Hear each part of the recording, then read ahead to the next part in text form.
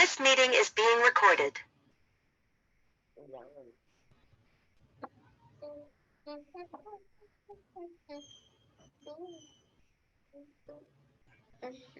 Ano solution? Ay, dito pala. Ay, saan napunta? Saan punta? Oh, no. Crazy. Ah, there they are. Oh, sige.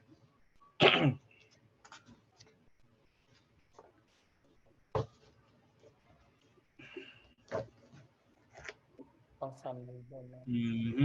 So y equals negative ln. Tapos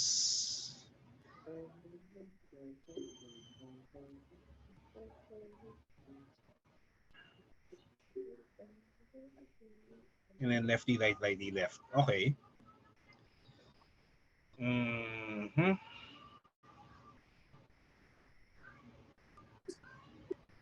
Which is okay, so magka-cancel.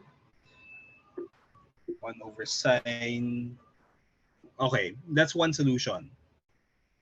Ngayon, gamitin yung second solution ganito. Yung y ay negative ln of a product, di ba? Abo. Ano ba yung No, ln ng no, product? I saw it already. You will separate the product. Mm-hmm. No, I did not see that. Okay. Sige.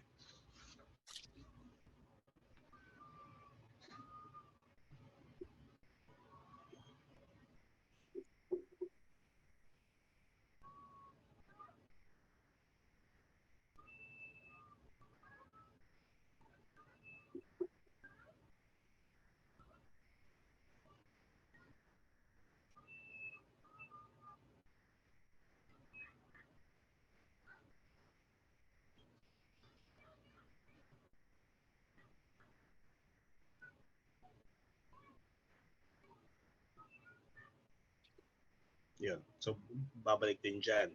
Tapos, alternative, isa pang solution. Yung sine of x, cosine of x is sine of 2x over 2. Okay. So that's why they arrived at 2x quicker. Okay. So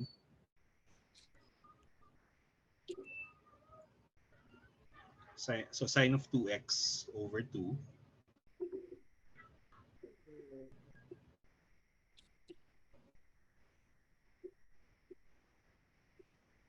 Tapos siguro para mag-simplify pa yan, i-expand mo, that's negative ln of 1/2 minus ln of sine of 2x. And then differentiate.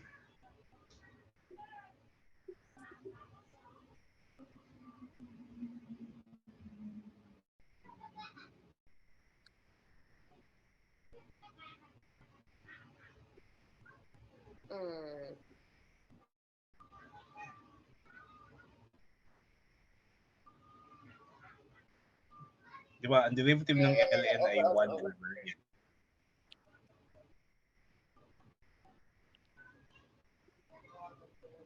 Yeah, so which is negative 2 cotangent of 2x pa rin. Frogar. Nice. Okay. Sige. Yung number 2 naman, tingnan natin.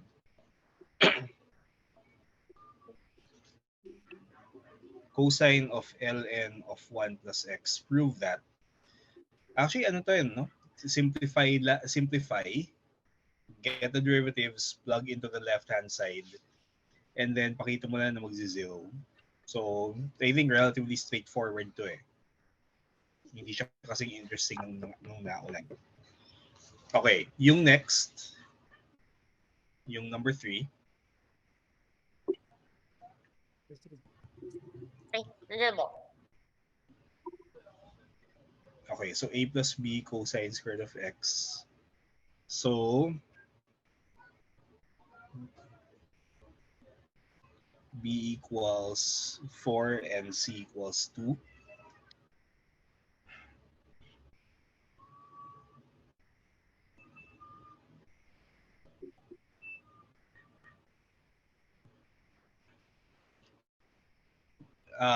hindi standard notation yung SX at CX ha. Opo.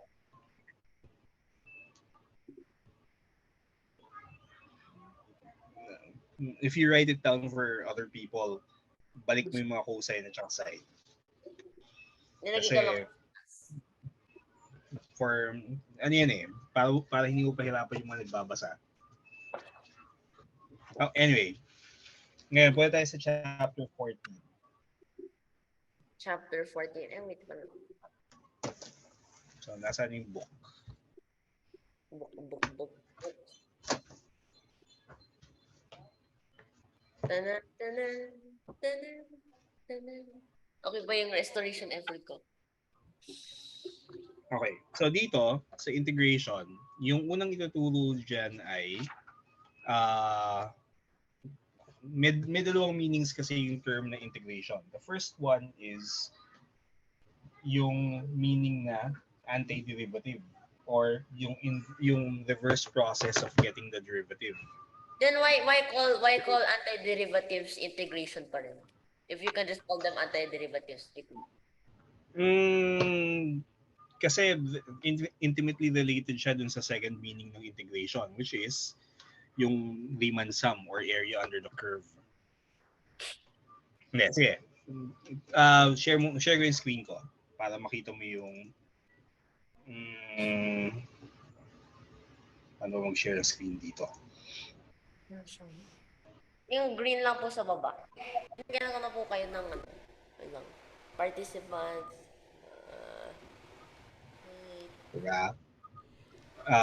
Teka, i-reload ko lang tong tab na to. Okay naman po. Wala naman po akong ginawang restrictions.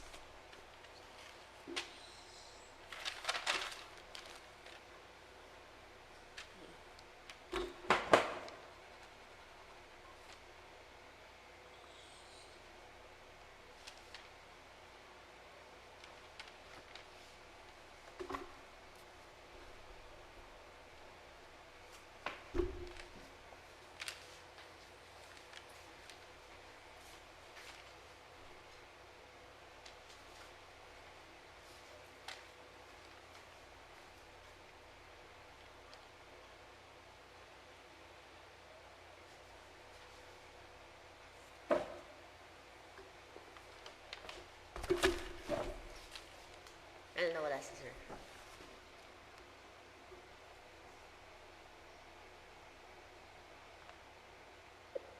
Oo.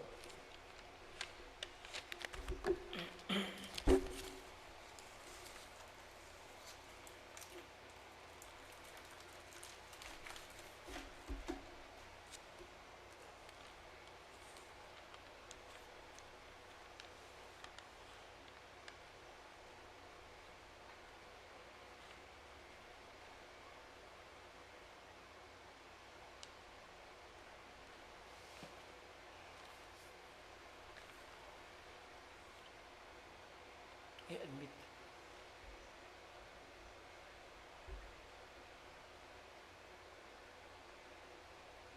Hello, sir.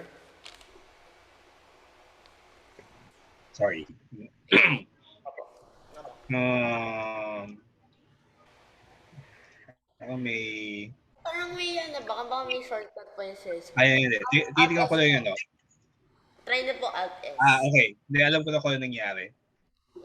Ano tawag dito? Nag-zoom yung browser ko nang hindi sinasadya. Kaya hindi siya lumalabas ng maayos. Okay, eto. Anyway, share yung screen ko.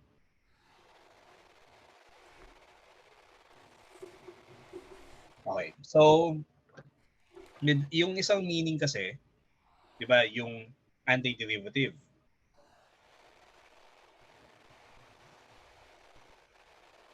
Yung second meaning, yan yung first meaning ng integration. Yung second meaning ay Riemann sum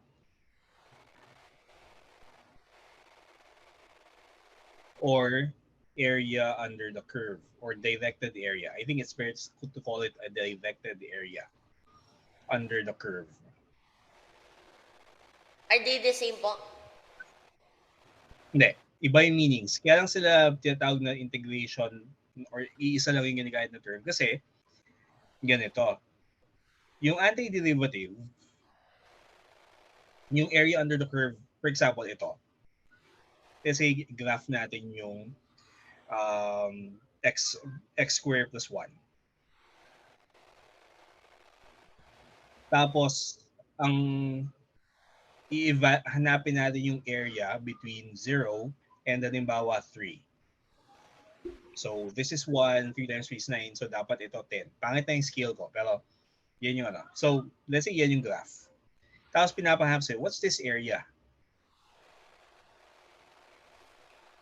Yung process ng paghahanap ng area niyan is called a Riemann sum. Kasi, yung idea behind it is, let's say, pag gusto mong hanapin yung area, ika-cut mo yan into thin slices. Tapos, i-add mo yung mga slices na yan. If you do that, that's called the Riemann sum. So infinite series is palit na palit? Para siyang sequence siya na lumiliit yung pieces. Tapos, habang lumiliit yung pieces, gumaganda yung approximation. Pero ano po yung tawag doon? It is in a finite from 0 to 3. And yet it's an infinite sum. How can you differentiate that from an actual infinite sum? I think wala pa tayong technology for that. Kasi, kailangan natin ng mas maayos na understanding ng idea ng limit. At saka, it's actually more limits and limits, sequences na at this stage hindi pa natin may process yan. Like for example, let's say gusto mong kunin yung area ng x squared plus 1 between 0 and 3. So, kung gagawin natin yung cut it into pieces, for example, let's say meron tayong equal slices. So, bilangin natin ito. 1, 2, 3, 4, 5. So, 5 slices. Ngayon, an approximate expression, kung x squared plus 1 yan, ngayon, 3 divided by 5 is... ako wala akong calcu. That's going to be 0.6. So, yung 0.6, yan yung thickness ng isang slice. Ngayon, ano naman yung height ng bawat slice? One way to approximate the height is kunin mo yung height at the end dun sa right-hand side. So, pwede bang both? Left-hand side and right-hand side, tapos ang middle nun? Or trapezoid? Pwede ka mag-trapezoid. Pero yung pinaka-primitive na method ay rectangles. So, pipiliin mo yung may mas sophisticated na definition. Pero at this stage, let's just use rectangles. Tapos, gagamitin natin yung nasa right-hand side. So, pag tingnan natin yung pieces, 0.6 yung slice. So, yung sequence of values natin for x would be x1. So 1, 2, 3, 4, 5.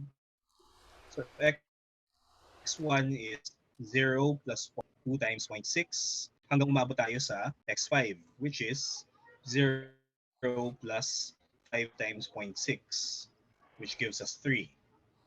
So yan yung mga values ng x dito. And then, so let's say nakuha natin yung x1s. Plug in natin yan. So xi square plus 1.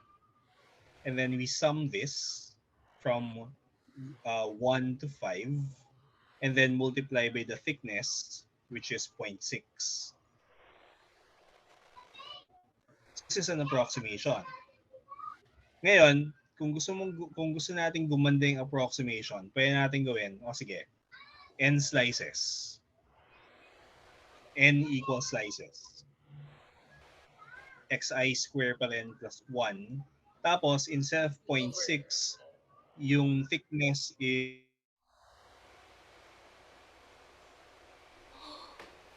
3 Yes. over n.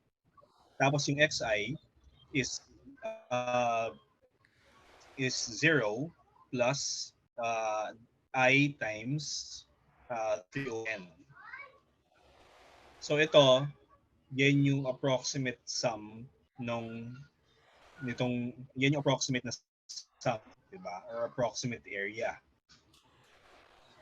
Ngayon, okay, may paraan para i-solve yan.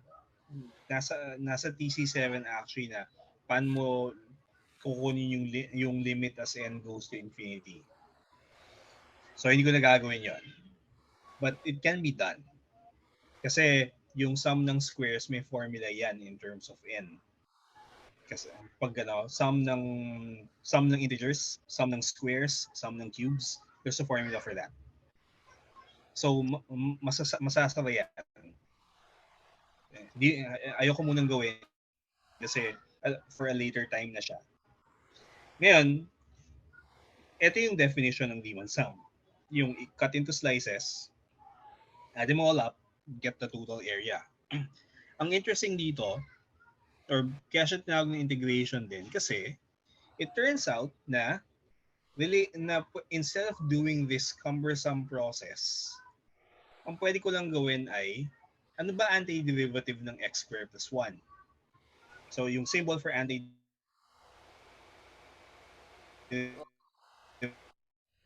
x squared, ito.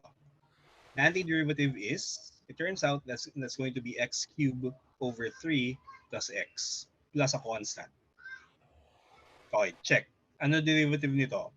3x squared over 3x squared. Ito magiging 1. Derivative ng constant, 0. So it works. And then, yung area can be computed using this. Ang method ay,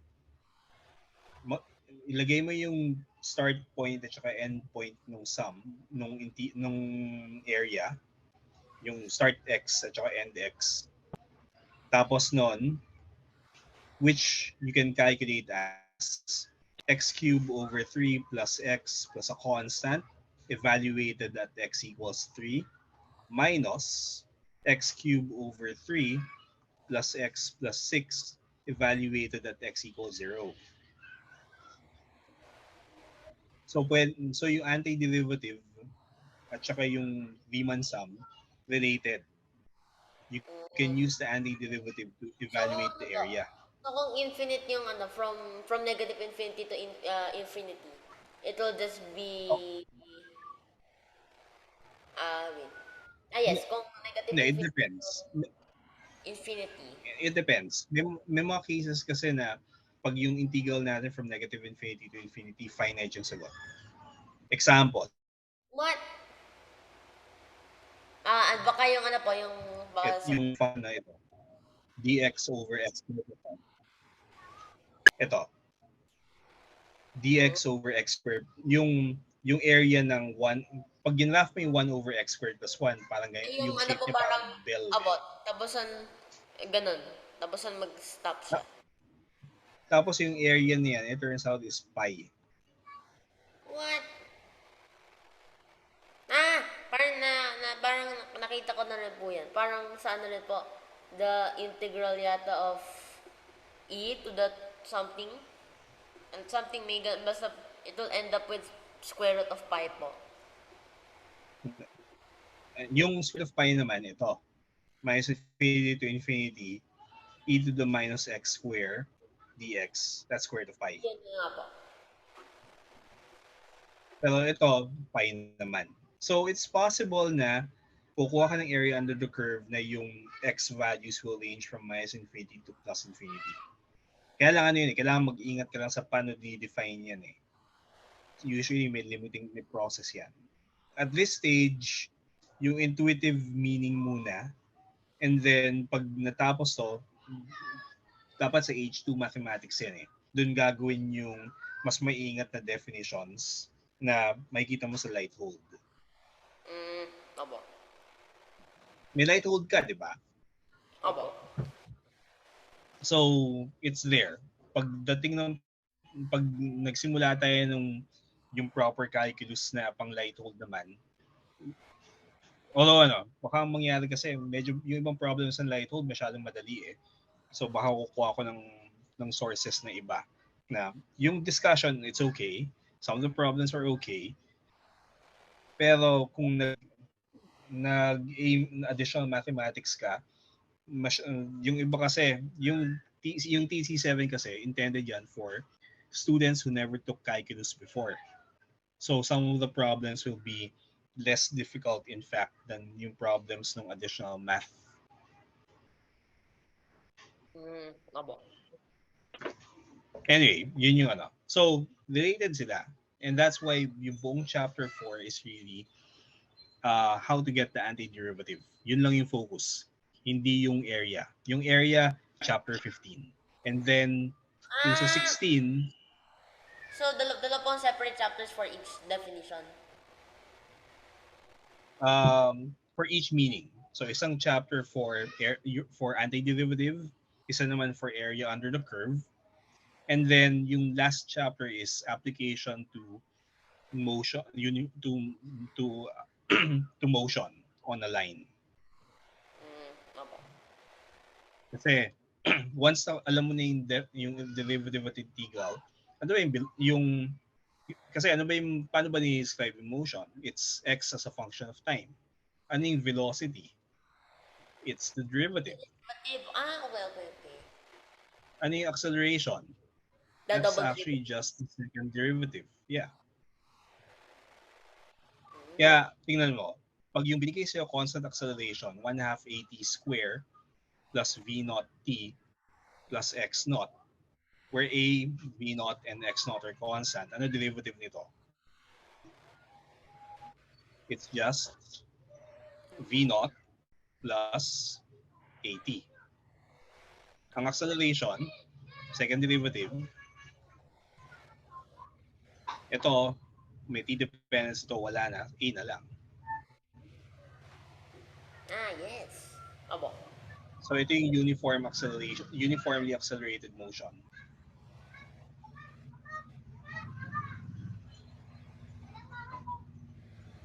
Kung hindi po uniform, okay. Yun na yung mag-i-integral na? Pag hindi uniform, ganun pa rin naman, kukuha kang derivative. Pero yung integrals kasi, useful kapag, yung problem kasi ni Galileo, paano i-describe yung position, acceleration, yung position, velocity, acceleration. Yung kay Newton, ganito. Let's say, alam na natin yung forces, which means alam natin yung acceleration. Paano natin makukuha yung velocity and then yung position as a function of time? Which is, di ba, kailangan natin i-reverse yung process. We know the second derivative, and then we have to extract yung first derivative at saka yung original function. In general, that's hard. Kasi, for example, yung hindi kaya ng methods natin sa ngayon, kahit na umabot tayo sa dulo ng book, hindi pa siya kaya na direct na makuha yung, for example, isolve ito. Minus kx. What? Pag binigay sa ating solution, kaya natin i-check, okay, satisfied. Yung solution is actually a cosine of omega t plus some constant, tawagin natin delta. Omega is square root of k over m.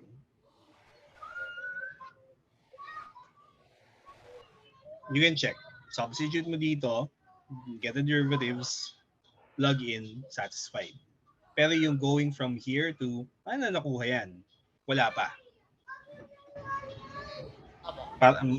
Kailangan yun eh. After, matutunan mo yung methods niyan after TC7 pa. May separate na subject na called differential equations. Imagine an entire field po just dedicated to differentials. Oh no. So medyo yan. Yung journey, at least yung expected ay, para sa physics, at the very least, kaya mong i-check na yung solution, yun nga. Abo. Hindi expected na pag alam mo yung differential equation, lahat ng methods para i-solve yan, alam mo na. Or pero ano yan, we can actually go a long way kasi may once naintindihan mo yung definitions, maraming methods for solving it, which we will encounter as we go along. Abo. Pero sa ngayon, ang focus natin ay antiderivatives. So if you look at section 14.1, yung may sequence of formulae na para sa paano maghanap ng antiderivative. So, nasimulan mo na ba yung practice now? Abo. Okay, so find the integral. So yung practice now 1, Dun, dun, dun, pwedeng dun. patingin. Yes. So this is on page 3.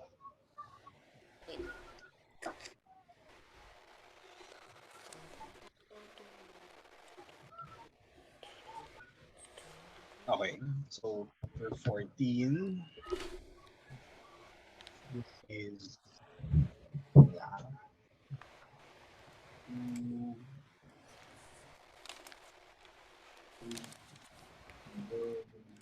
4,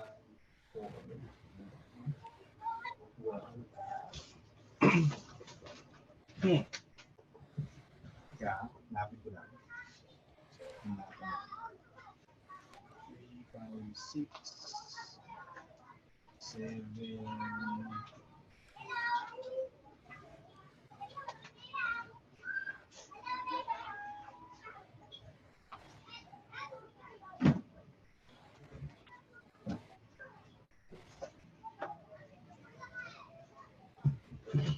Kaya hanapin ko lang yung solutions ko. 13.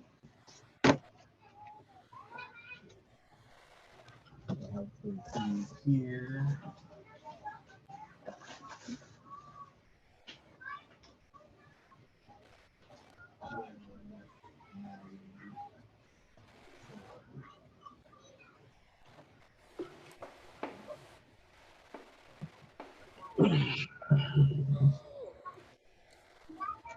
Teka.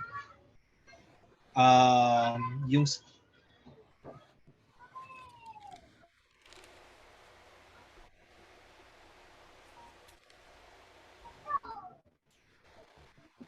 x to the 4th over 4 was a constant. 2/3 x to the 3/2. Okay. Tapos yung sa 2, negative 2 over 9x squared was a constant. Yung b, 3x plus c, ax squared over 2 was a constant. Okay. Yung question number, yung practice now question 2, patingin.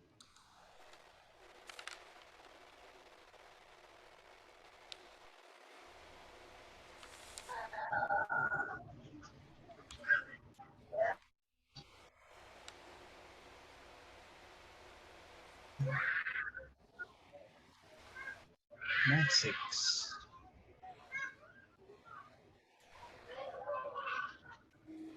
Teka. Ayun. At may 2/3. Okay. Sin. Wait. Ang variable natin ay t. No!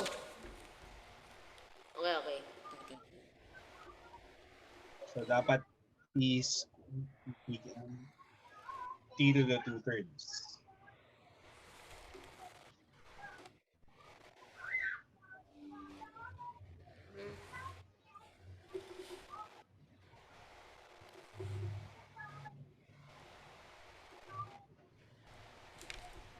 There.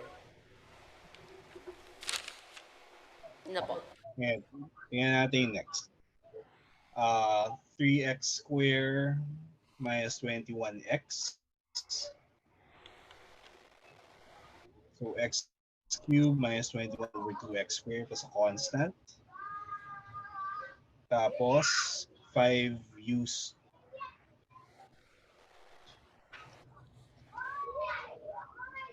5/3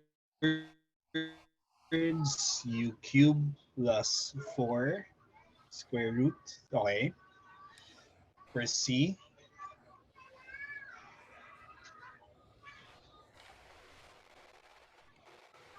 bakit? Yeah. C. Okay, x cubed over 12 plus minus 9 over 16x. Okay, that's a constant. Yung practice now 3, question 2, patingin.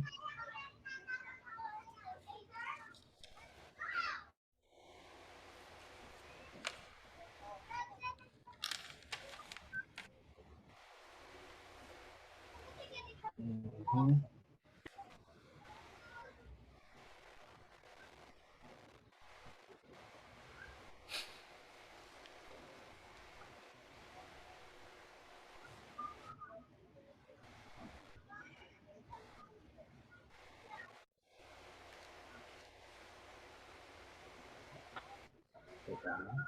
Y equals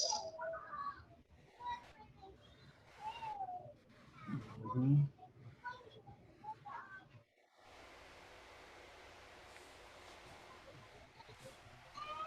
Okay, minus 5 over 6.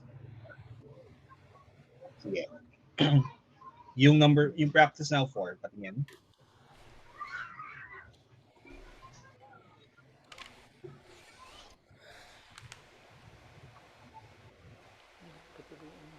Actually, before we move there, balik tayo sa previous. Para mas malinaw yung practice now 3 question 2, so previous slide, para lang yung starting point mo dy dx is 2 minus 3x plus 4x squared. So write it down. dy dx. Okay. Kasi the gradient is the derivative, diba? So practice now 3 question 2.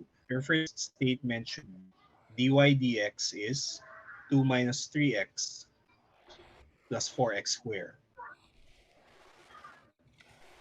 And then, paano mo na, yung next step ay, okay, given yan, ano yung kasunod? Diba? Opo. So, pwedeng gawin mo na, isulat mo muna in symbols. Y equals, yung antiderivative, which is the integral sign. So, yun yung isulat mo, I think it's helpful na isulat mo rin yun. So, y equals, integral sign, 2 minus 3x plus 4x squared dx. And then, saka mo isulat yan, yung nasa, so y is, and then integral sign, 2 minus 3x plus 4x squared dx. Yeah. And then after that, yung first equation mo. Opo. Okay. So, yung sa next, ganun din. Yung sa practice now 4 question, practice now 4, patingin. So, sa key. Sige. Bring sa'yo. Saan? Go to the next. Bring sa'yo sa key. So, write down r as an integral first. And then, yung next line, yan ay yung paano nakuha yung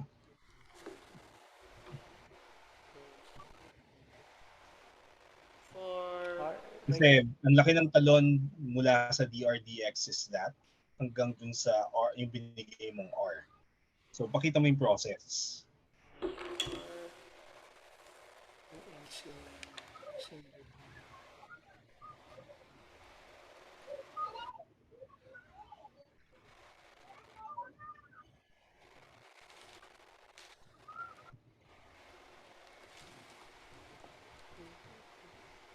And then integral. So r is equal to the integral of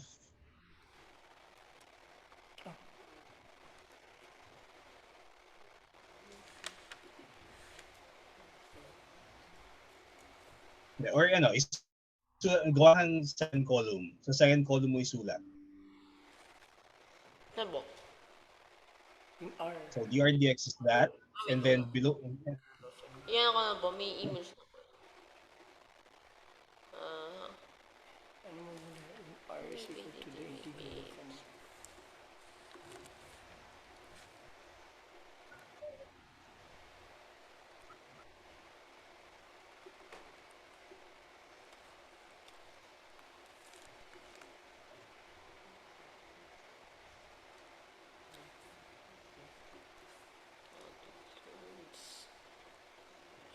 dx.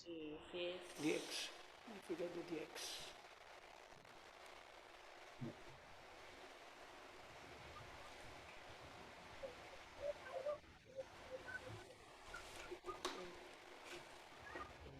Plus x squared over 2. Okay. Plus a constant. And then,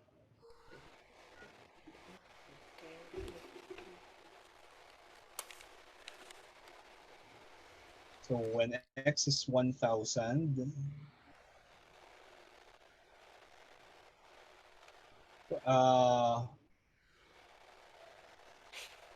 pwede pa paki-compute yan.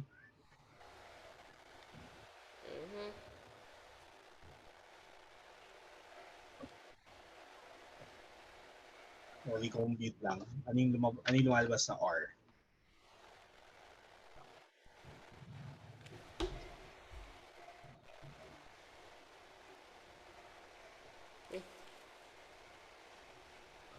Ito may pen.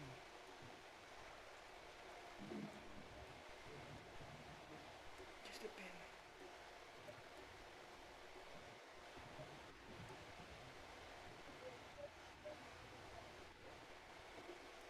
Okay.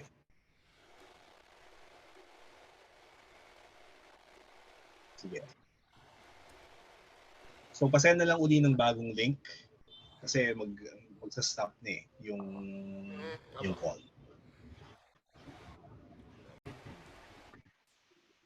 Okay. So pakituloy na lang yung next. So 14A. So okay na to. 14A. Apo. So x to the 6 over 6 was a constant.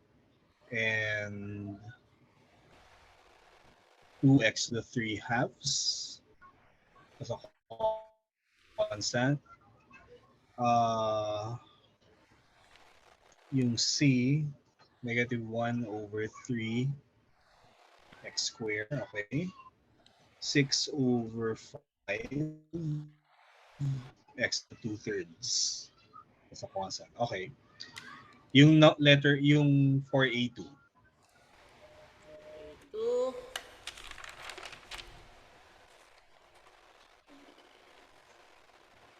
Mm-hmm. 8/3 x to the 3 halves plus 3x was a constant. 2x cubed plus 4 over x was a constant. Minus 2 to the square root of x. And then 1/4 x squared. Okay. Sige. Yung number 3.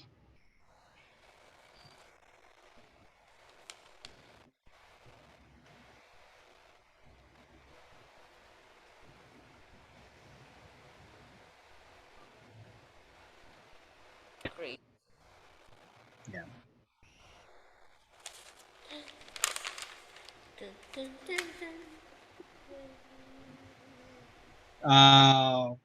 Hindi ko na papasulat, no? Pero include mo yung y equals the integral of. Kasi para lang naiintindihan ano yung nangyari. Yung tumalon from dy dt to y. Integral. Yes. So yung at least i-set up lang, kahit na i-set up lang yon. At saka yung ayun. Tapos ano yan di ba yung mga naglalabasan na constants. It helps na ipakita mo paano lumabas. Tapos until ma-simplify to yung form na yan. At this stage, hindi pa siya ganun ka-critical. kaya mo siyang isulat na titingnan mo lang siya tapos ito yung constants. Pero kapag complicated na kasi integral, it's helpful na may habit ka na ganon. Abo. Okay, anyway, 181 over 6 or 30 and 1/6. So, substitution and then i-match dun sa given. Okay, yung 14A 4 naman.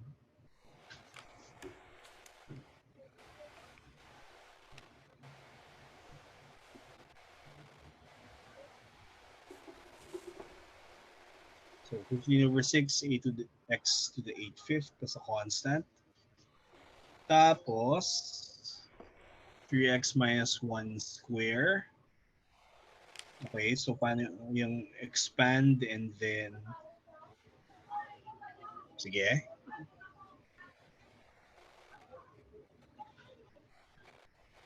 Tapos, negative 9 over 5 x plus 6 over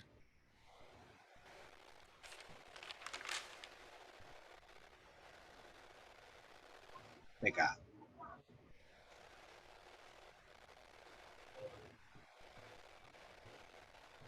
Negative 3.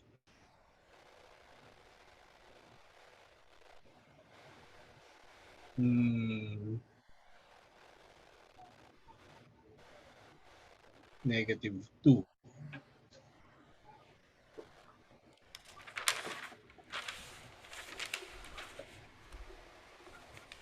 And then minus 1 over 15 x cubed as a constant.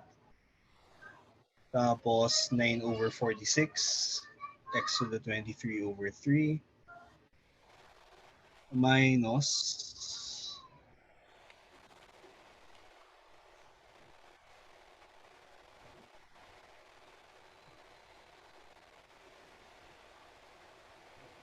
plus 3 over 16 as a constant. 1/3 x cubed minus 12 over 5. So 5 halves plus 9 half x squared was a constant. Okay. Yung next.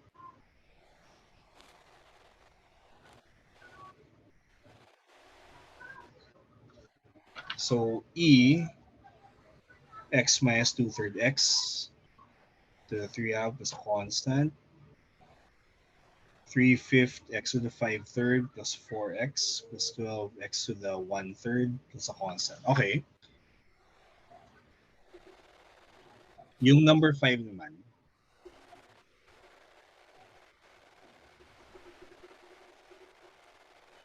So 2/3 x cubed plus 7 over 2x squared plus a constant.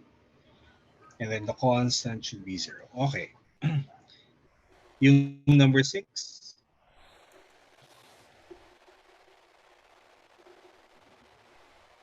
A is 2r squared plus 7r plus a constant. And then substitute, you get 3. Okay. Number 7.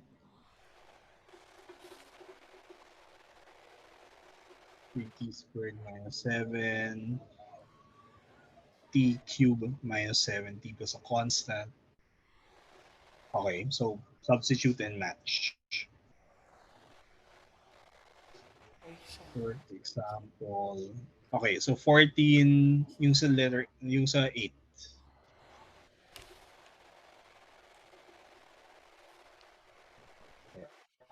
8 ba or 7? Kaya check ko lang. Yung 7 po mali Marginal po. Sa kina po. Pwede patingin ng ano? Ng 7 uli? Nasa yung 7? Yung sa key po plus 6 po eh. Kay Joshua minus 6 po. So, doesn't make sense po kung yung revenue, if it costs 6 million to start up, then bakit yung revenue plus 6? Plus 6 million? Dapat minus. I think ang ano kasi niyan, yung definition ay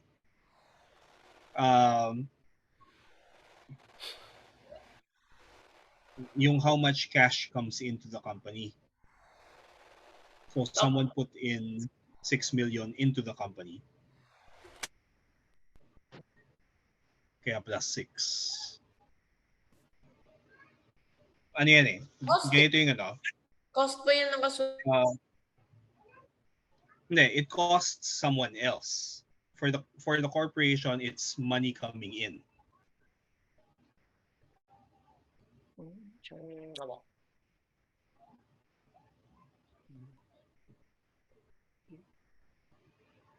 Pero ano yan eh? So yung at least yun yung pagkaka-interpret ko sa kanya. For the Opo. sign to make sense, yung cost, it's ano yan eh? Yung startup cost is how much money do you have to put into the corporation to get it started. Parang starting capital siya. So that's going to be treated here as initial revenue. Abo. Kaya siya nagiging plus 6. Pero ano yan eh, it's definition ano siya eh. Kahit ako hindi ako sure kung yun yung ginawa kong interpretation. Abo. Kaya lumalabas yung plus 6. Abo. Ano ba? So, yung net inflow of money, parang ganito. Let's say isipin mo, di ba, legally, a corporation is a person. Abo. So, ako na stockholder, halimbawa, it costs me, let's say, 6 million pesos para may starting funds yung corporation. So, for me, it's a cost. For the corporation, it's revenue. Cash So they got in. how much it cost to start up the company? First for the one who invested. Yes. Pero Oh, for the so company, for the investor, it's a cost. For the company, it's revenue. revenue Abo. and inflow siya naman. Okay, anyway, sige, tingin tayo dun sa yung next. Kaya siya plus 6. Doon nakita yung sign. Yung next, yung number 8. Wala na yung 8. Ayun. Plus 16 over 5. Tapos, minatch, no? Passes through. So, may dalawang constants na ma-introduce, diba? K at saka C. And then, 2 equations with 2 unknowns. Kaya lalabas yan. Sige. Yung number 9 naman,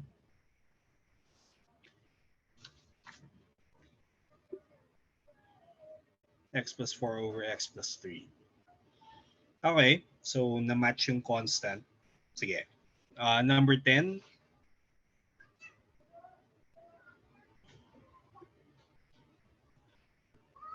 The value of k. K is equal to 4. Okay. Tapos, the equation of the curve. So, integrate. And then passes through 19.3. So, ayan. So, makukuha natin yung constant. And therefore, 2x squared plus 3x minus 8. Parang kulang yung... May tatlong tanong yan, di ba? Turning points. Abo. May isa pa po sa next 3. page. Sige.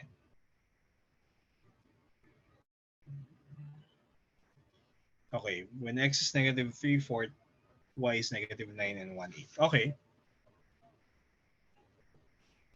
Yan lang ba yung turning points? Check ko lang.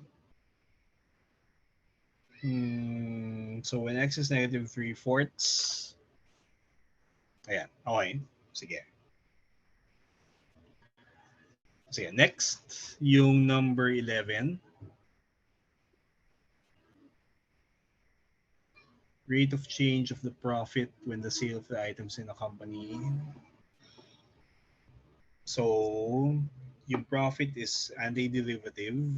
I think maganda na isulat mo. P is equal to antiderivative of. So,